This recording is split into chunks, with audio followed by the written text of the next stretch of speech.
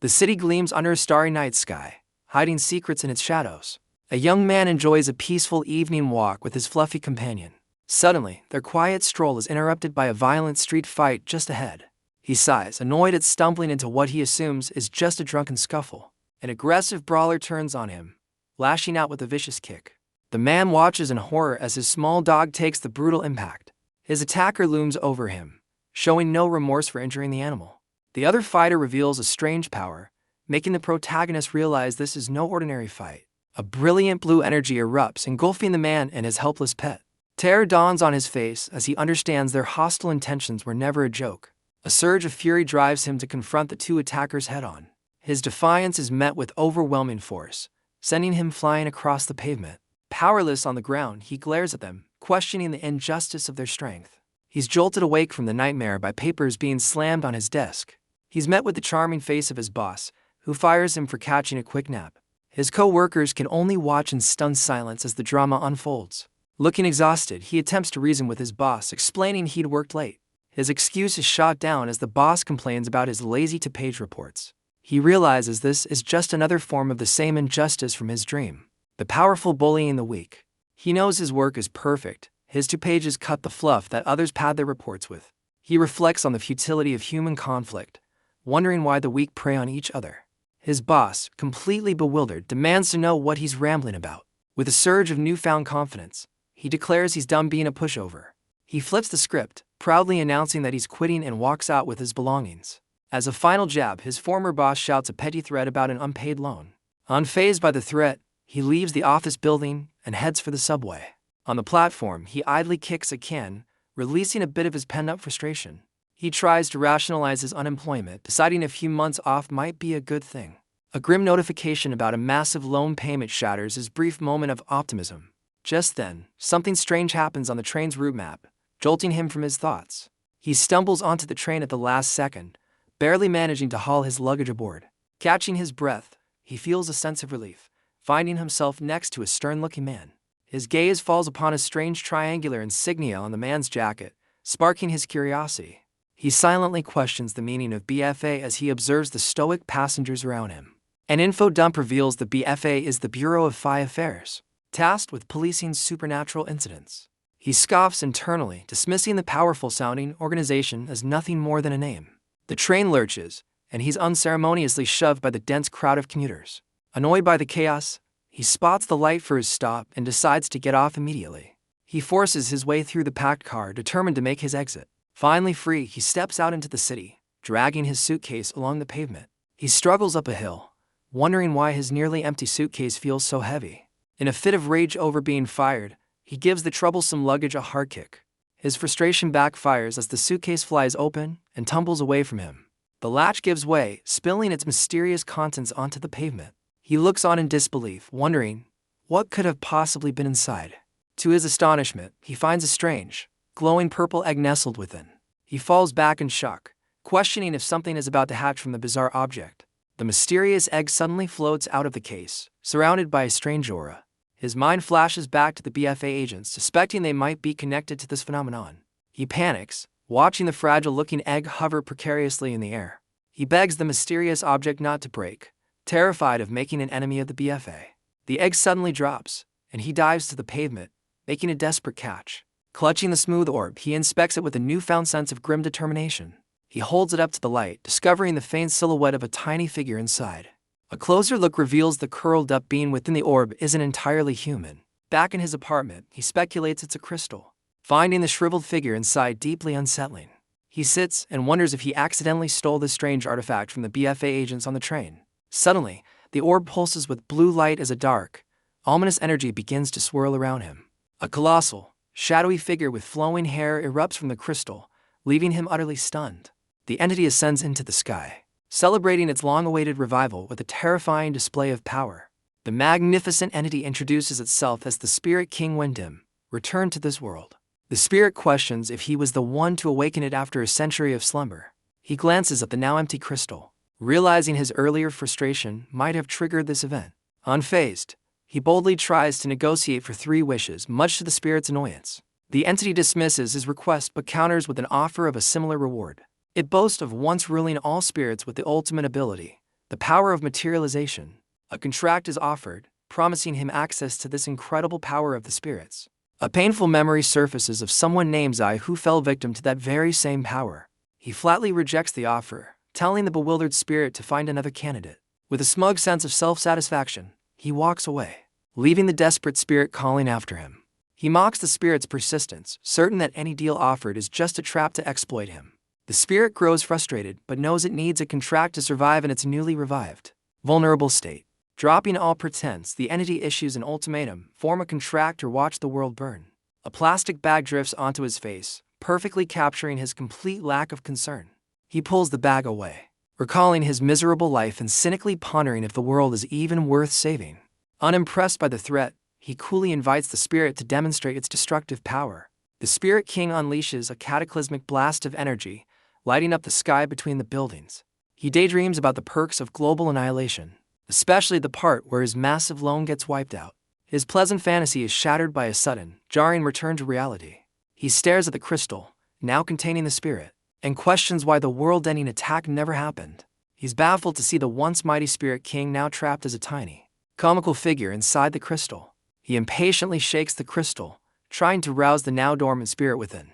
Concluding the spirit's story is nonsense, he decides to post an ad online to find the artifact's true owner. He posts a lost and found ad, hilariously describing the trapped spirit as a senile old man. Having posted the ad, he goes about his day, leaving the strange artifact behind. He rejoins the flow of everyday city life, trying to forget the supernatural chaos. Back in his messy apartment, the reality of his mundane life sets back in. While at his computer, a new message notification suddenly grabs his attention. He's surprised to see a flood of replies, including one from the spirit's supposed family and others criticizing the BFA. The online comments make him recall the stern BFA agents, realizing their behavior now seems more sinister. As he sifts through the online chaos, his phone suddenly buzzes with an incoming call. He answers, speaking to an elderly woman who claims to be the spirit's family and arranges a pickup. After ending the call, he hangs up the phone, feeling a strange sense of pity for the trapped entity. He holds up the crystal, informing the tiny spirit that its family is on the way to take it home. Just moments later, the doorbell rings, catching him completely off guard by their speed. He walks to the door, suspecting they must have used some kind of supernatural power to arrive so fast. Taking no chances, he cautiously peers through the peephole to verify his visitor. Instead of an old woman, he's met with the sight of a stunning and formidable woman waiting outside.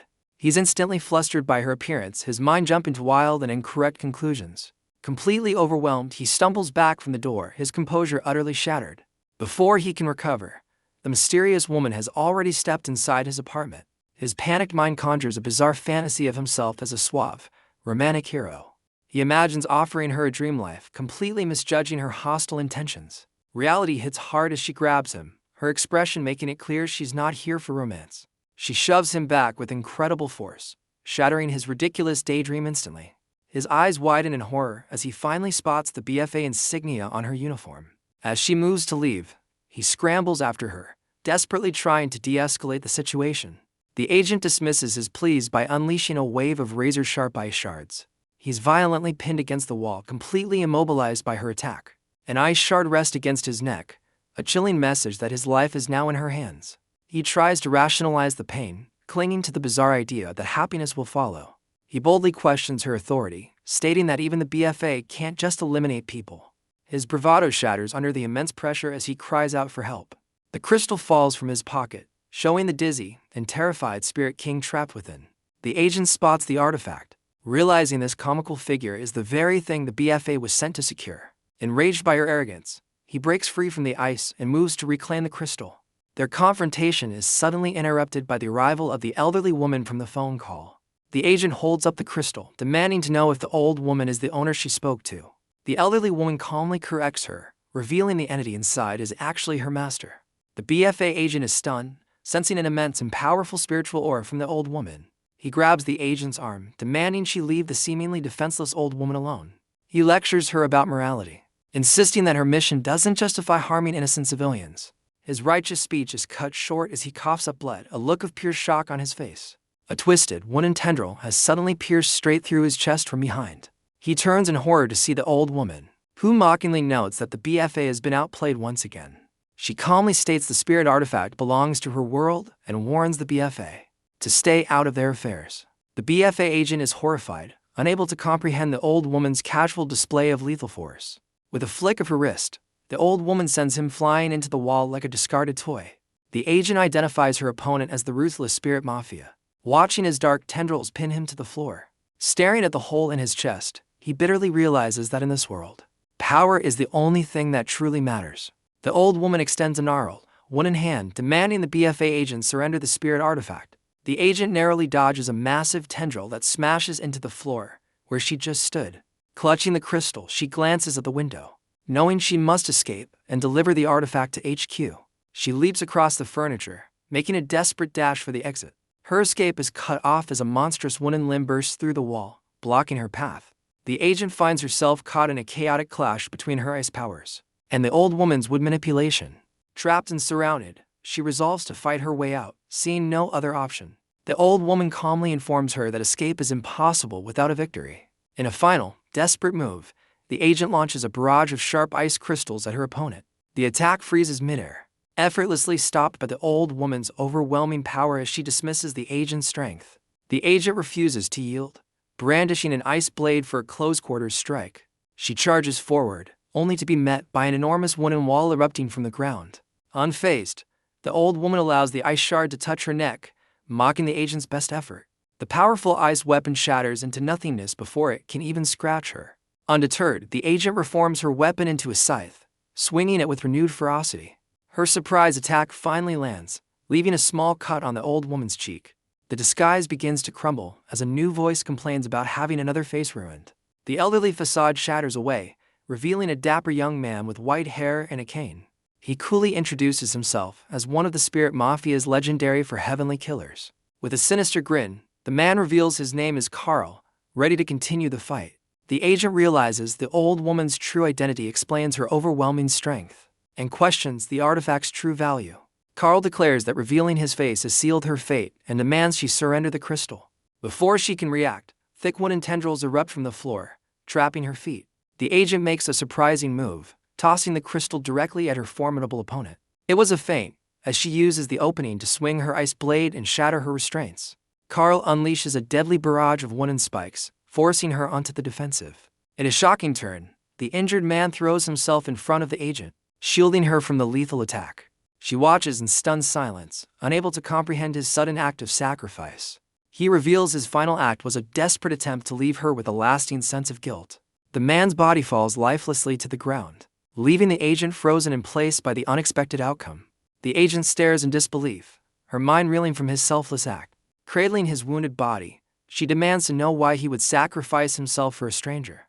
He weakly explains his only desire was to leave a meaningful mark on the world before he died. She realizes her water-based spirit power could potentially create blood, but time is running out. Torn between her mission and his life, she knows leaving him means certain death. In a desperate move to get a DNA sample, she kisses him, shocking the dying man. Carl watches the scene unfold with comical outrage, furious at being ignored. Mocking their sentimentality, he summons dark energy, preparing to finish them both off. He unleashes a volley of dark spikes, striking the man's body and sending the agent flying. With no time to spare, she dodges the relentless assault, knowing she must flee immediately. Carl presses his attack, promising a swift end if she surrenders the artifact. Lying on the floor, the injured man feels his body grow cold as his life fades away. He peacefully accepts his fate, finding a strange comfort in the memory of her kiss. A mysterious voice calls out to him just as he closes his eyes, content with his final moments. He comically asks for another kiss, but the insistent voice demands he listen.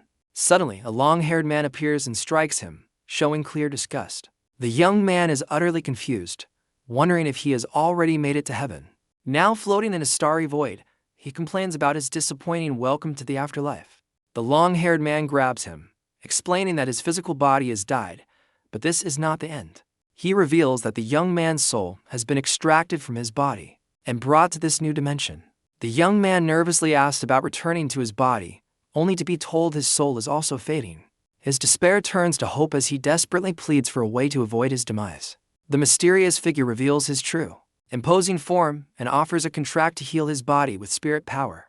He internally debates the offer, deciding his hatred for spirits is a small price to pay for his life.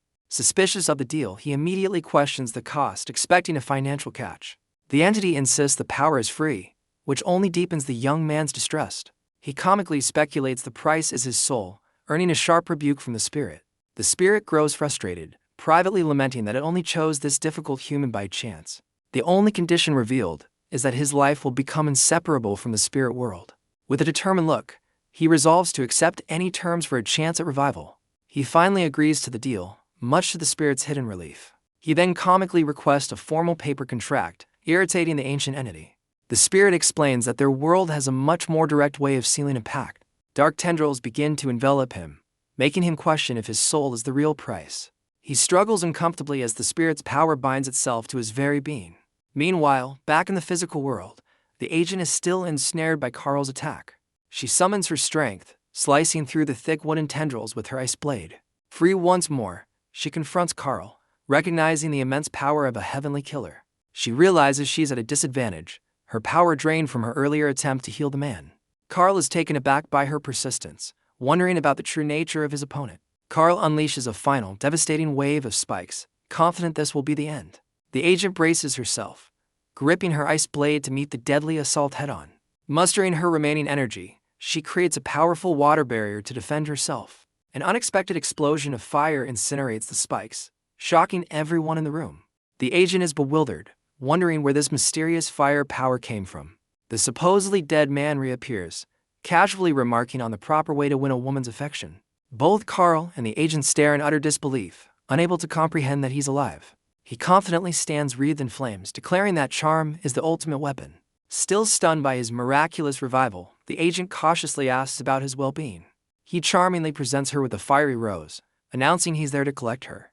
He boldly requests a kiss as payment for his heroic rescue, meeting her unamused stare. Carl's shock turns to rage as he realizes the only explanation for his survival is a spirit contract. The agent deduces the only spirit nearby is inside the egg.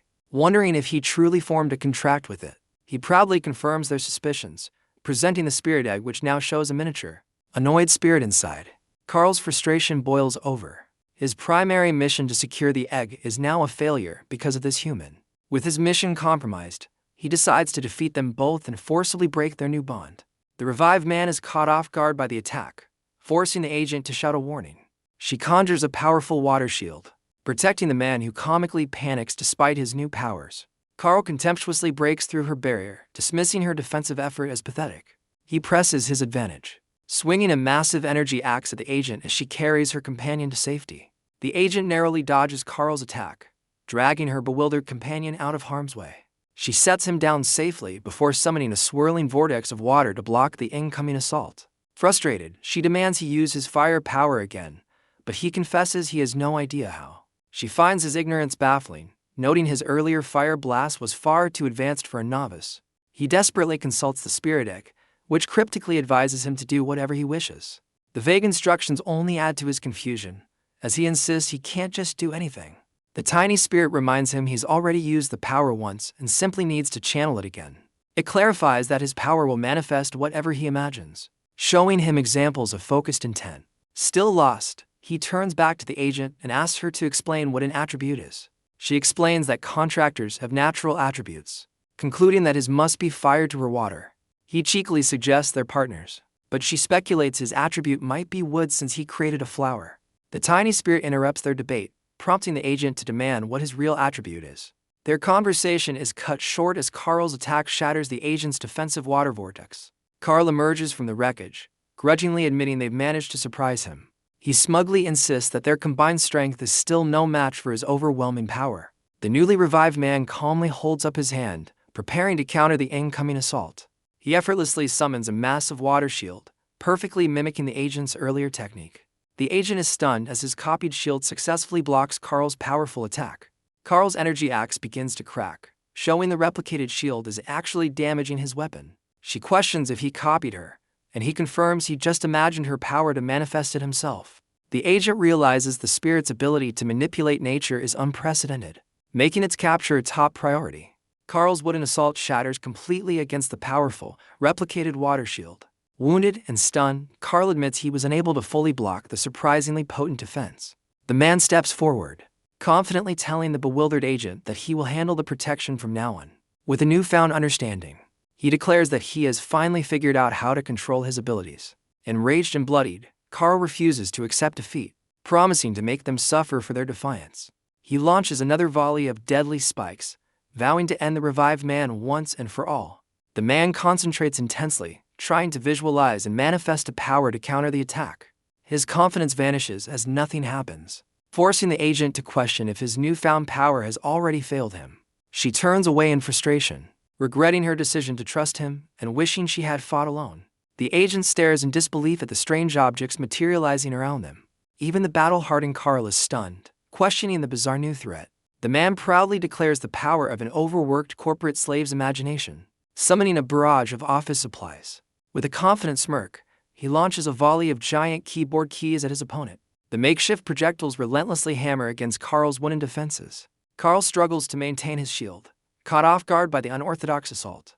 Unfazed, the man casually summons another weapon, this time a massive spinning fan. He then unleashes what he calls the ultimate corporate weapon, a giant, swinging power cord.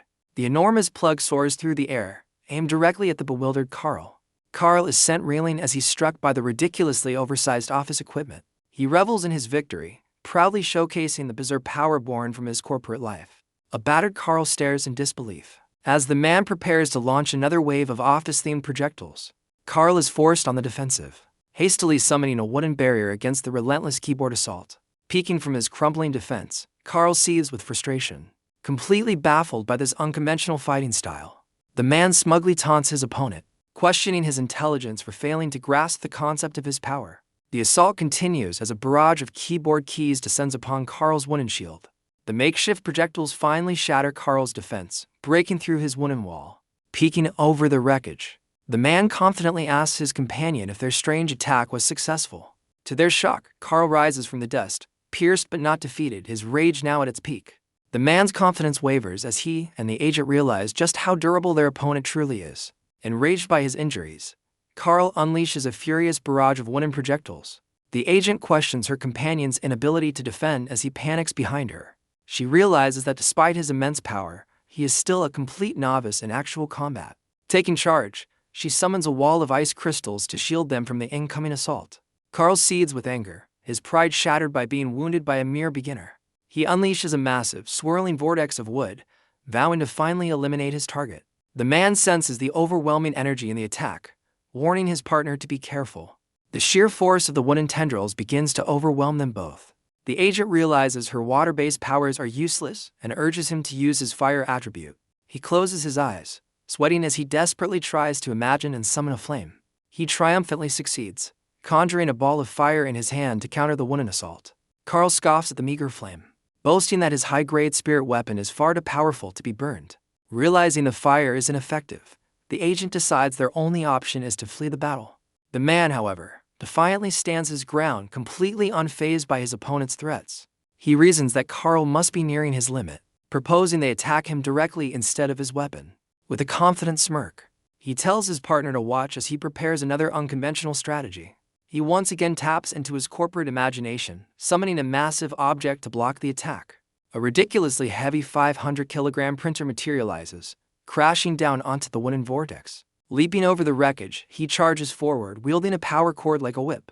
The corporate warrior clashes with Carl, his improvised weapon meeting the enchanted wooden staff. The man channels electricity through the plug, threatening to deliver a decisive shock. Carl scoffs, boasting that his wooden armor provides natural insulation against such an attack. Seeing the perfect opportunity, the agent prepares to launch her own assault. She unleashes a torrent of water, directing it straight at the electrified Carl. The combination of water and electricity creates a devastating superconductive attack, overwhelming Carl completely. Their opponent is left utterly fried and speechless by the unexpected elemental combo. Standing victoriously over their fallen foe, the man smugly assumes the battle is finally over. He turns to congratulate his partner on their successful combination play. The agent, however, remains focused on the mission, stating her intention to take Carl in for questioning. Their celebration is cut short as a massive wooden spike suddenly erupts from the ground, cleaving the printer in two. They stare in disbelief as Carl's body is impaled on a massive wooden spear. The agent realizes with a jolt that the spear is the true form of the spirit tree. Understanding the real threat has revealed itself. She resolves to chase after the spirit's main body. Just as she prepares to give chase, her partner suddenly stops her with a grave expression. He suddenly weakens and stumbles, forcing her to support him as she questions his condition. He leans heavily against her, unresponsive, leaving her utterly baffled by his strange behavior. A dark thought crosses her mind as she wonders if he has lost control of himself. He shoves her to the floor, and she senses his own spiritual power is rapidly fading. Watching him stagger away, she is left completely bewildered by his sudden turn. As she tries to get up, her own body fails her, a strange purple orb materializing at her feet. The agent reaches for the weakened man, determined to stop his escape. She looks determined, her eyes fixed on her struggling companion. With a swift move, she kicks the orb away from his feet. She considers the orb, realizing it might hold clues. The man lunges towards her, demanding a direct confrontation. She unleashes a sharp ice attack, striking him. She encases them both in a protective ice sphere. He questions her actions from within the sphere. She examines the orb, noticing a change within it. She realizes the power flow hasn't completely stopped. She marvels at the incredible spiritual power emanating from the orb, realizing it's what fueled her partner's body. The agent is shocked that a complete novice could unleash such immense energy. On his very first attempt, she demands to know the identity of the entity within the orb, which seems intimidated by her own power. A tiny, flustered spirit manifests, defensively asking why she is pursuing it. Unfazed, she forms a sharp ice blade, insisting the spirit answer her questions first. The spirit claims to be a reincarnated soul with hazy memories after being defeated by humans. It frantically insists it's telling the truth, trying to appear as harmless as possible. The agent delivers a chilling warning, promising severe consequences if the spirit is deceiving her. Deciding to trust it for now, she reminds the spirit of their contract while her partner struggles in his icy prison. She surveys the destroyed room, noting that her companion will need to find a new place to live. The agent delivers a final, non-negotiable offer. The spirit will accompany her to the BFA.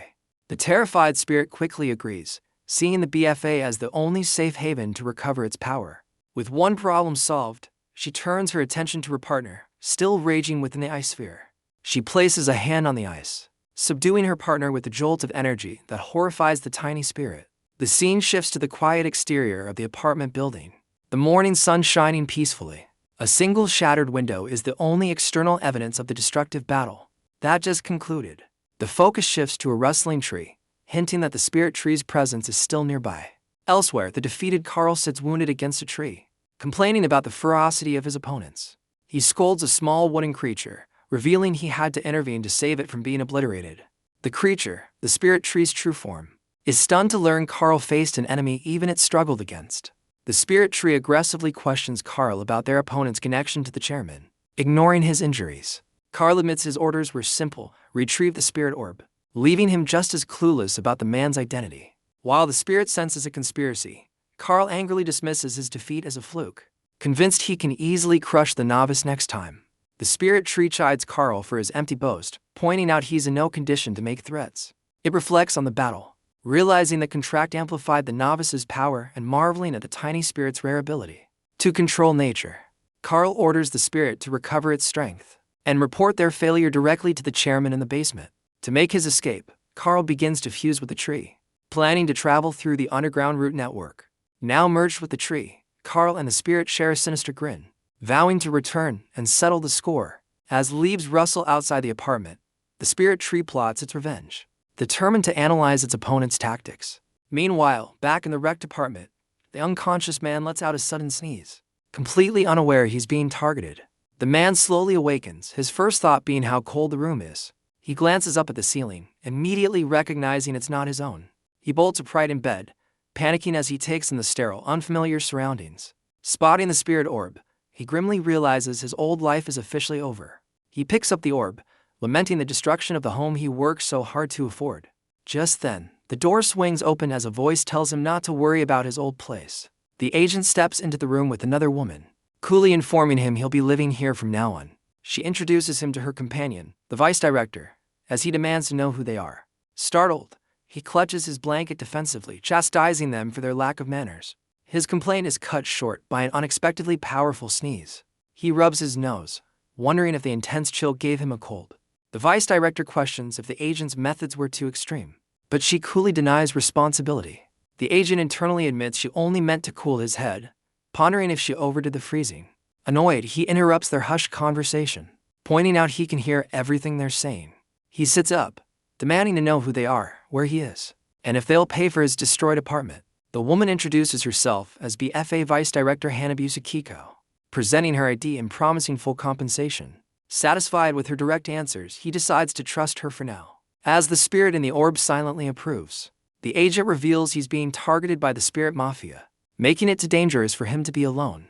He skeptically asks why the BFA would protect him for free, leaving the agent momentarily flustered. She quickly recovers, explaining it's the BFA's duty to handle all spirit-related incidents and protect those caught in the crossfire. He suspiciously questions if they're just after his power or plan to use him as a test subject.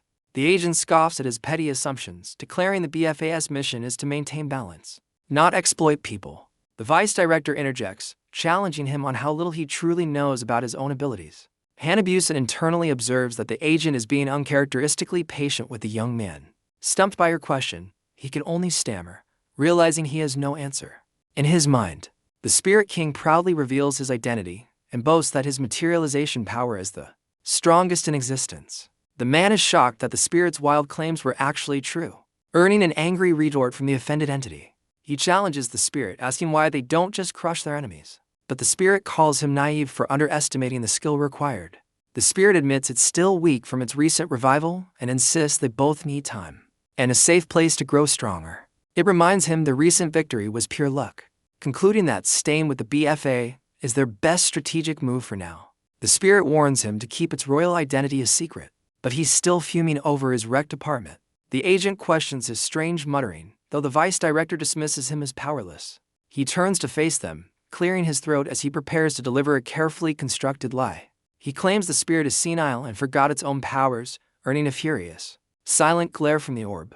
The agent immediately calls his bluff, forcing him to vaguely suggest it's some kind of mutation power. Intrigued by his rare ability to manipulate nature, the vice director decides to observe him for the time being. She reviews the mission file, marveling at how a simple anonymous request to protect an egg escalated so dramatically. The agent internally notes that his lack of parents makes him a much more complicated asset to manage. As he continues to feign ignorance, the agent concludes that questioning him further is pointless. The vice director informs him he'll be staying at the BFA, but he angrily refuses, wanting to return to his own home. He walks away, refusing to let them study his power for free after they destroyed his home. The vice director promises full compensation, and he turns back with a smug grin. Thinking she's taken his bait, he slyly asks how much they'll pay for a prime location in the city center, ready to negotiate. She shocks him by offering a flat 200 million, his eyes turning to stars at the massive figure. The vice director clarifies the amount is in dollars, sending him into a state of pure, ecstatic disbelief. He asks if their group is just overflowing with money, as the spirit silently explains their government funding. He questions how the newborn spirit knows so much, and it reveals it was aware of its surroundings even inside the egg. Convinced he's set for life, he eagerly accepts the deal. But the vice director hints there's more to the offer. The agent offers him a 20 million annual salary to join the BFA, a sum that stuns him for a mere beginner. Staggered by the amount, he internally calculates how many years of his old salary that is. Now, completely sold on the BFA, he agrees to consider the offer but insists on carefully reviewing the contract for any hidden clauses. Internally, he celebrates his massive score, but the vice director adds a condition. He must first undergo a measurement. He is bewildered by the term measurement, while the spirit in the orb seems equally unimpressed. Suddenly, he finds himself in a vast, cavernous chamber, wondering where they've taken him. He's completely in awe of the facility's sheer scale, staring up at the high-tech ceiling. Gripping the orb nervously, he asks if this test is just a pretext to eliminate him, shaking the poor spirit inside. From the control room, the vice director explains the test will determine his attribute and rank, piquing the agent's interest. Without further delay, the vice director initiates the test by pressing a large red button on the console. He panics and tries to stop them, but his protests are ignored from the control booth above. His plea is cut short as automated miniguns emerge from the wall, aimed directly at him. He desperately pleads for them to hold on as the automated weapons loom over him. Putting his hands together, he begs them to listen, his face a mask of pure panic. The agent scoffs at his cowardice, but the vice director considers showing a little mercy. Relenting, Hanabusa lifts her hand from the console, agreeing to hear him out. The threatening miniguns power down and retract into the wall, de-escalating the situation. He breathes a heavy sigh of relief, clutching his chest, grateful to be spared for the moment. The spirit mocks his fear, but he fires back, wondering how it would handle being at gunpoint. Composing himself, he asks for details on the test and if it's designed to be lethal. The vice director explains the system will attack him with 5 basic attributes. To analyze his reactions, the mention of attributes only leaves him more confused, his mind drawing a complete blank. The vice director is baffled by his ignorance, while he sarcastically admits he knows nothing. Resigned, she decides to give him a quick lesson on the fundamentals of spirit power. She explains the 5 core elemental attributes and other variant energies that spirits possess. The lesson continues with a breakdown of the 5 ranks for spirit users, starting from beginner. She concludes with the highest ranks, advanced and special, noting that most must train to reach them. She clarifies that his immediate strength is due to his own talent, combined with his spirit's high energy. Just as the explanation ends, he panics and tries to stall the test with more questions.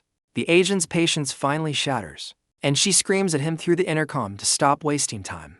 The sheer volume of her voice blasts through the chamber, rattling both him and the spirit. He wonders if the sonic assault is part of the test, but the spirit blames him for angering the agent. Terrified by her shout, he immediately puts his hands together and begs for mercy.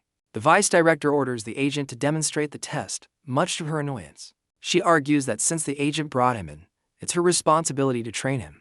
A deal is struck when the vice director offers the agent a cut of his future earnings as an education fee. The vice director sighs, lamenting the trouble of managing yet another difficult youth.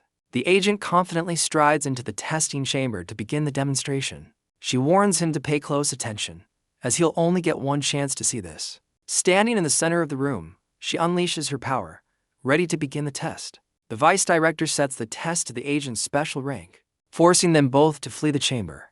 As they take cover, he notices the minigans remain retracted, questioning the change in the test. He gawks at an entire arsenal of minigans, wondering if the BFA is planning a small war. Suddenly, the agent erupts in a storm of fire, filling the entire testing chamber. Safely behind glass, he breathes a sigh of relief, glad he's not the one in there. Unfazed by the inferno, the agent protects herself with a perfect sphere of water. Even his spirit is impressed, acknowledging the agent's complete mastery over her power. She then counters the blaze by summoning a massive pillar of water from the ground. The powerful torrent crashes against the wall, completely drenching the minigans.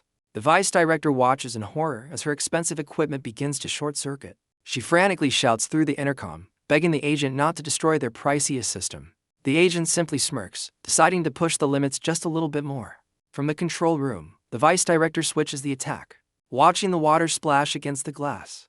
The system unleashes a massive tidal wave, a water attribute attack, directly at the agent. He watches in awe as a disaster-level tsunami forms inside the chamber, a truly overwhelming sight. Unfazed, the agent stands her ground, effortlessly manipulating the colossal wave around her. The entire chamber is now flooded, with the water level rising almost to the observation window. He cautiously peeks over the edge, wondering if the agent has finally been overwhelmed. The vice director calmly explains that as a water attribute user herself, the agent is perfectly fine. The test immediately switches to the wood attribute as the chamber's structure begins to shift. The agent's expression turns serious, acknowledging this as the most troublesome element to counter.